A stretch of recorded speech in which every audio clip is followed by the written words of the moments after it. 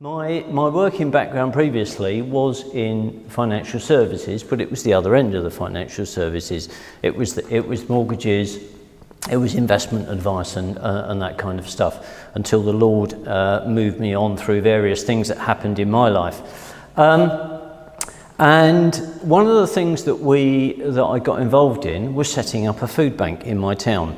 I actually come from, and I run a debt centre in Watford, in Hertfordshire, but I would say I know we're in the London Borough here, and I know Hertfordshire is kind of perceived as kind of leafy green. I can tell you that Watford is very urban. We are right on the edge, where we're right next to the London Borough of Harrow, and we've got a very urban and a very mixed social, demographic and ethnic community in the town. And so I got involved in setting up a food bank in our town, and felt that as we were doing that, actually there was an opportunity here for some other stuff to tack onto food bank. And I know Bishop Rob's already mentioned food banks.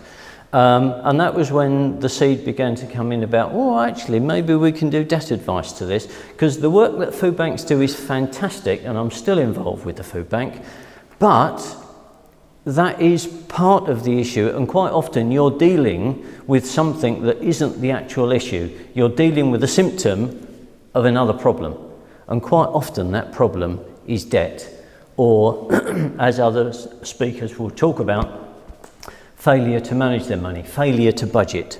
And so as a result of which, we actually set up, sitting under the food bank charity, we actually set up a debt advice centre, which operates, as Alison has mentioned, the Community Money Advice Network. We operate as one of the Community Money Advice centres. So that's what I do, and if you've got any questions about community money advice, I have got a table there, but I'm here to talk specifically about actually doing debt and what it looks like. So why do we do it? It's a big issue. We know that there are lots and lots of people out there that are struggling. We're somewhat 5 years on from when the Archbishop of Canterbury decided to take issue with Wonga. And there are lots of people, and as already been mentioned, it's hidden. It can be behind any door in your street. And Bishop Rob mentioned two words that kind of struck me as he said them. One was pride and one was fear. And when we see people, they will have come from a place where they're not answering the phone, they're not answering the door, they don't know what to do, they don't open mail. And they gradually get deeper and deeper into this morass of not knowing what to do. And so when we see them, we say, that's fine, let's have a look. And that's once they've actually got to the point of admitting that they actually need to see someone, because that's the pride. They don't want to talk to someone. They think they can sort it, but actually a lot of people can't. So they come to us, and we will walk them through a process. And part of that is saying, that's fine, give us the paper. And then that actually lifts, just taking the paper, taking the bag of mail, just lifts a burden from them. To the point where next time you see them, they say, after I saw you, I had my best night's sleep I've had in months.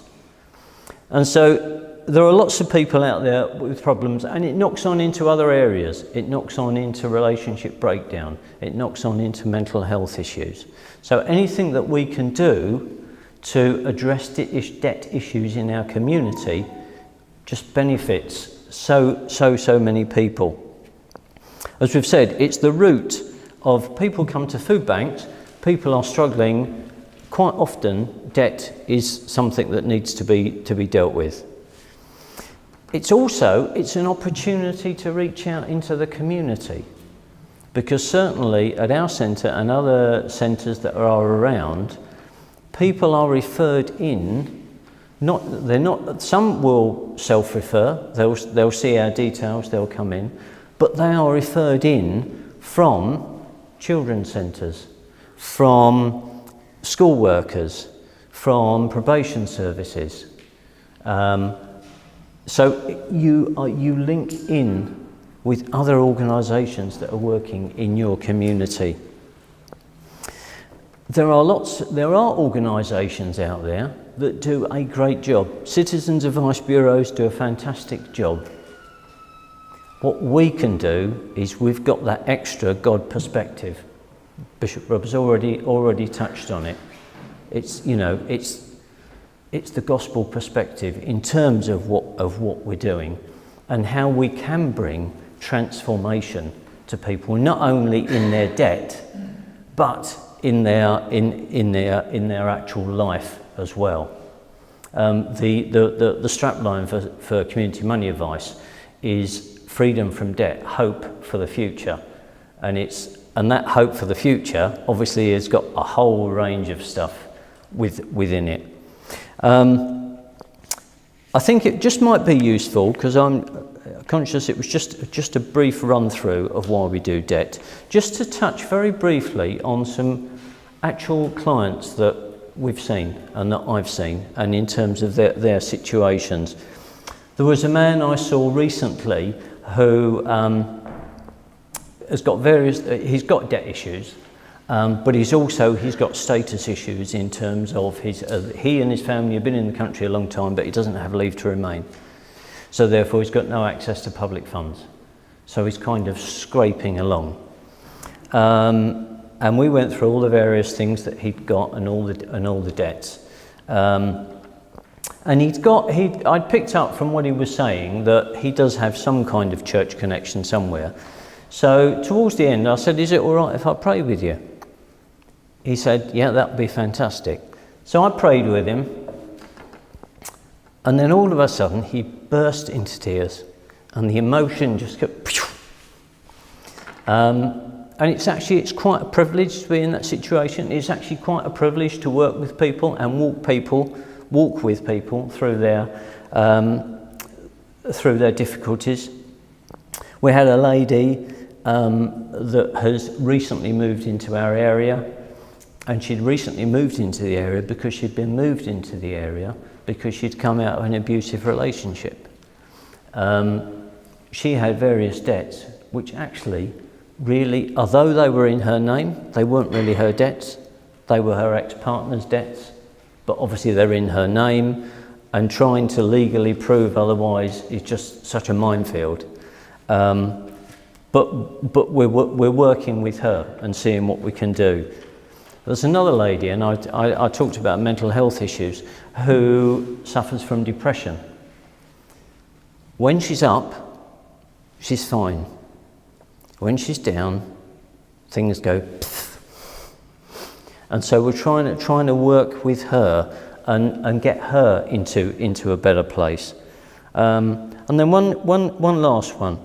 I dealt with a man just recently, and we are working through his situation. He works full time.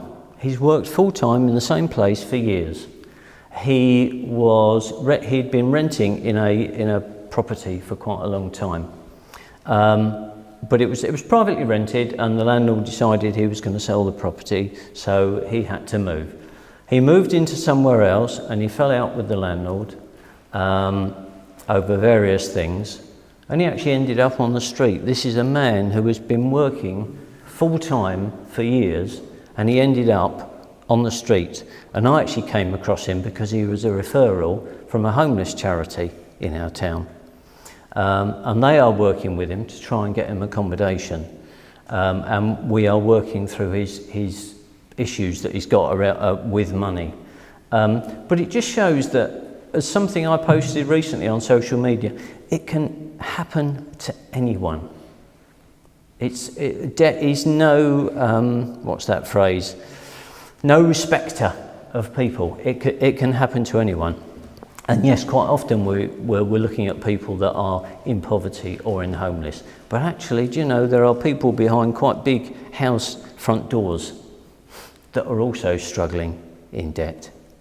So, and what it does, we do get into the muck and mess of people's lives, but it does give us an opportunity to walk with people and to show them the love of God.